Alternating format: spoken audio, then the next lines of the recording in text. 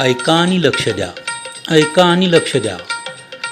गावातील सर्व नागरिक यांना सूचित करण्यात येते की महात्मा गांधी राष्ट्रीय ग्रामीण रोजगार हमी योजनेअंतर्गत सर्व जॉब कार्ड धारक यांनी दिनांक 31 ऑक्टोंबर 2025 पर्यंत आपल्या जॉब कार्डाचे नूतनीकरण KYC करणे बंधनकारक आहे. विहित वेळेत जॉब कार्डाची KYC न केल्यास नरेगाच्या कामावर जाण्यास अडचण निर्माण होईल व मजुराची मजुरी त्यांच्या खात्यावर जमा होणार नाही.